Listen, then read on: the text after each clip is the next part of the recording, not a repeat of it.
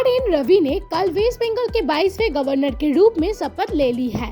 कोलकाता के राजभवन में आयोजित एक सरल और गौरवमय सेरेमनी में उन्हें पद और गोपनीयता की शपथ दिलाई गई।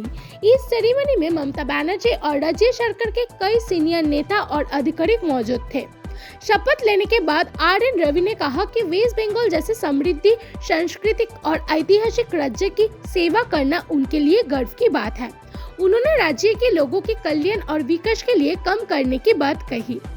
इससे पहले आर.एन. रवि तमिलनाडु के गवर्नर भी रह चुके हैं और देश की सुरक्षा और प्रशासन से जुड़े कई महत्वपूर्ण पद पर काम कर चुके हैं।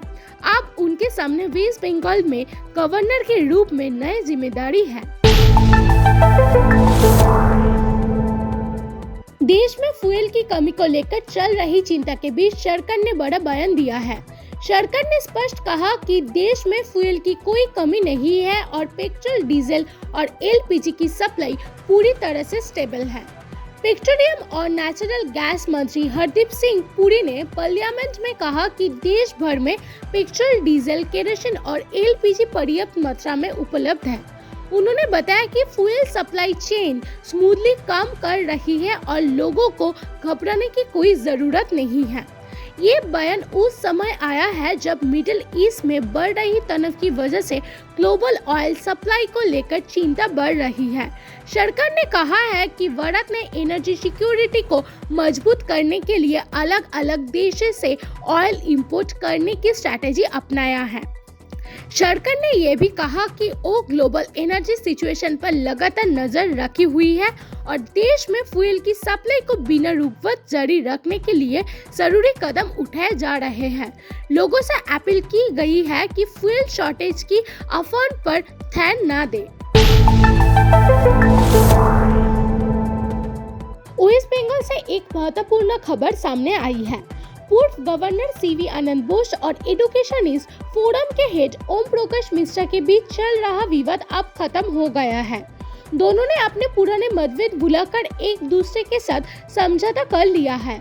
इस मुलाकात के बाद दोनों तरफ से कहा गया कि अब वो मिलकर शिक्षा के क्षेत्र में सकारात्मक काम करना चाहते हैं। पहले दोनों के बीच कुछ मुद्दों को लेकर तनाव बना हुआ था, जिसका असर राज्य के एकेडमिक और एजुकेशन सर्कल्स में भी देखने को मिला था।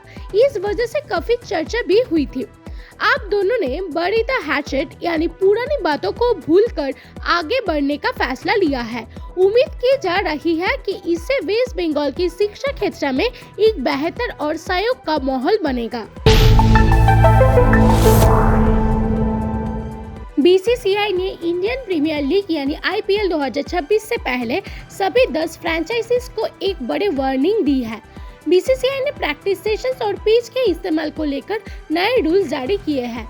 नए गाइडलाइन के मुताबिक कोई भी टीम उस पिच पर प्रैक्टिस नहीं कर सकती है जहां पहले किसी दूसरी टीम ने नेट सेशन किया हो।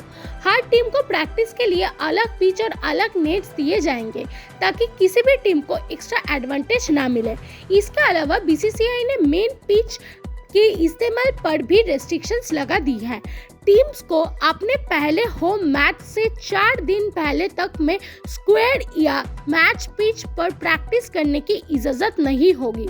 इसका मकसद पिच की क्वालिटी को बेहतर बना के रखना है। बीसीसीआई ने यह भी कहा है कि प्रैक्टिस मैचेस की संख्या सीमित होगी और फ्लड लाइट्स में होने वाले प्रैक्टिस मैचेस 3.5 घंटा से ज्यादा नहीं चलेगा। बोर्ड का कहना है कि ये नए रूल्स टूर्नामेंट को फेयर और स्मूथली कंडक्ट करने के लिए बनाए गए हैं।